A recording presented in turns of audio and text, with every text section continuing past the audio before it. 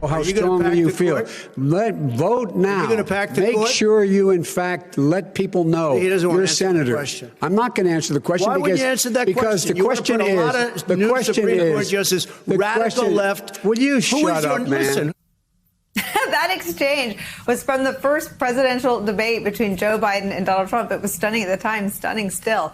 It was a disaster of a night for the ex-president in which Donald Trump continually interrupted the current president, Joe Biden, and even the moderator, Chris Wallace. The debate hall and those watching at home were stunned into silence at what they witnessed. The Wall Street Journal's Michael Bender puts it in his new book this way, quote, Trump's style had changed from 4 years earlier, but so had he. This time, Trump had something to lose, and it rattled him. No one wants to vote for somebody acting like an angry a-hole, one of Trump's closest advisors said afterward. One of the most incredible self-inflicted wounds of all times, another said. He bleeped the bed. Everyone seemed to understand how much damage Trump had just done to himself, but no one wanted to tell the one man who needed to hear it.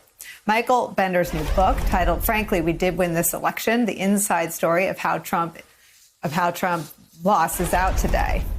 Michael Bender joins us now. Michael Bender, you know that we have covered everything that has come out from your book, and it's so nice to have had a chance to read the whole thing. I want to talk about that, but I want to start with a bigger question, something I asked almost every week during the Trump presidency, whether it was after Charlottesville or Bleep Whole Countries or after that debate. Why didn't anybody feel dishonor working for him? Why didn't anybody quit? Well, it's a really good question, and something that, the folks around Donald Trump will have to answer. And I think what I found reporting in this book is that they all have a little different answers. And that Trump's priority from day one at the White House was always to win re-election. Everything was secondary to that. I had a hard time finding anyone else around him who would put that as their top priority.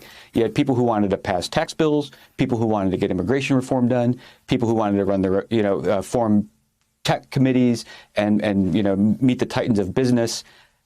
No one, though, had wanted to win as badly as Donald Trump did, and that's what you saw in that debate. And, what was missing there from 2016, that's what I write, that he had something to lose now. In 2016, he was as confrontational and as aggressive, but, and as chaotic. But what had happened in 2020, he saw the race coming out from underneath his feet. And another sort of through line of this book is that senior aide after senior aide told me that they were struck by how much of a danger he was to the country. And there were very few people who would actually tell him no, tell him the truth directly and concisely. And I want to the book has so much. For the purposes of our conversation today, and I hope you'll come back, I want to chunk that up into the danger he presented to the rule of law, and you're reporting on the Justice Department, the danger he sort of presented to the military, and you're reporting on Milley. And then I want to talk about COVID, because your reporting in all three areas is really among the most stunning of the Trump era. Let me start with the Justice Department. You write this: despite warnings from Cipollone, White House counsel, and the Justice Department, Trump repeatedly tried to personally reach out to U.S. attorneys in states where he wanted voter fraud investigated. Panic rippled through the Georgia Republican Party, including among many top officials Trump trusted. Georgia Senator David Perdue might have had the closest relationship with Trump of any Republican member of the Senate. David's cousin Sonny Perdue had been his ag secretary in the cabinet all 4 years.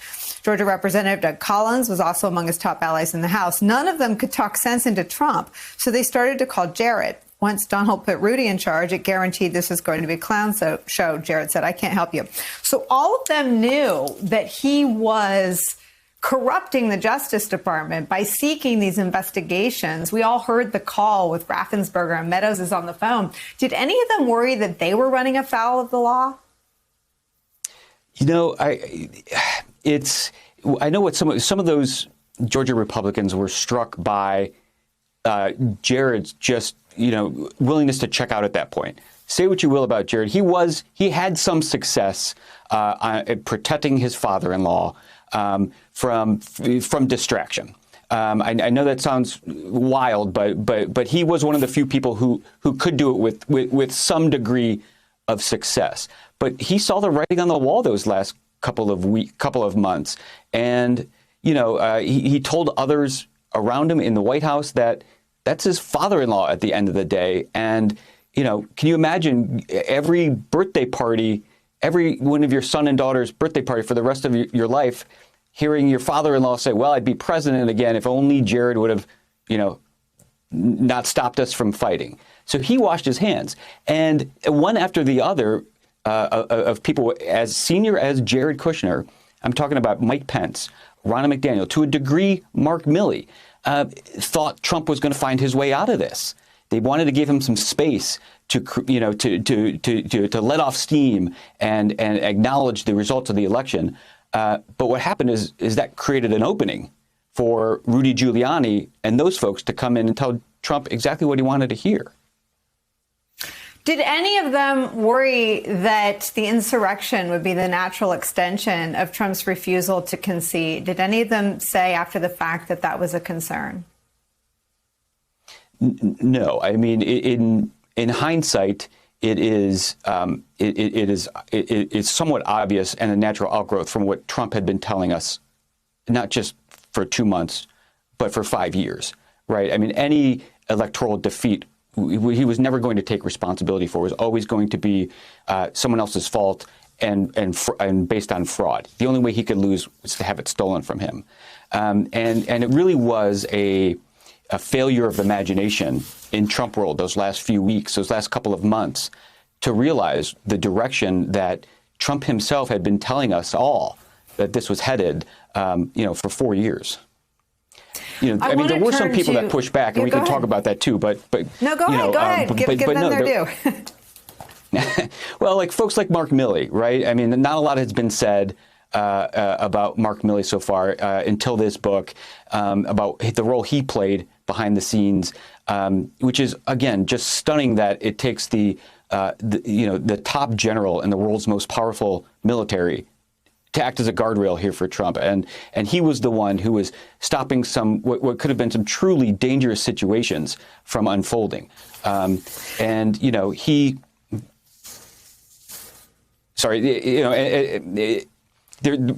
the most striking scenes for the book for me is Trump trying to put troops into U.S. cities and Milley having to point to the portrait of Lincoln and say that he had an insurrection, Mr. President. What we have is a civil rights protest.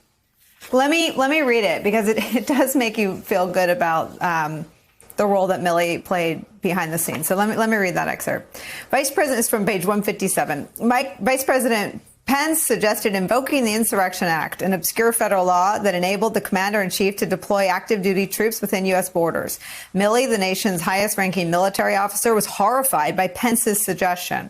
The chairman of the Joint Chiefs of Staff understood precisely what the difference was between sending active duty troops to the protests instead of the National Guard. One group was trained to take land and kill the enemy, and the other had been taught riot control and quasi-law enforcement. Let me show you what I can do with the National Guard before you make that next jump, Milley told Trump. These cities are burning, Stephen Miller said. The comment infuriated Milley. The four-star Army general, who had commanded troops in Iraq and Afghanistan, spun around in his seat and pointed a finger directly at Miller. Shut the bleep up, Stephen, Milley said. Milley spotted President Lincoln's portrait hanging just to the right of Trump and pointed directly at it. That guy had an insurrection, Milley said. What we have, Mr. President, is a protest. Trump started to reconsider. Did Milley see Trump as a threat to democracy? Yeah, I think he did. I mean, he was on. They were on.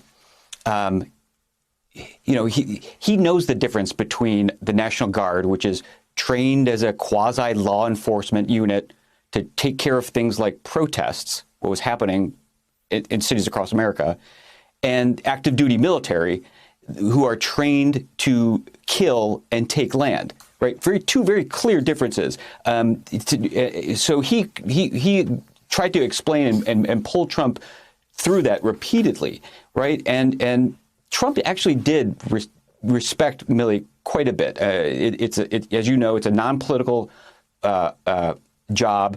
He was made, Mark Milley was made chairman of the Army under Barack Obama. Trump himself made him chairman of the Joint Chiefs of Staff. He was trying to prevent a dangerous situation. Where Trump saw it as political and very personal.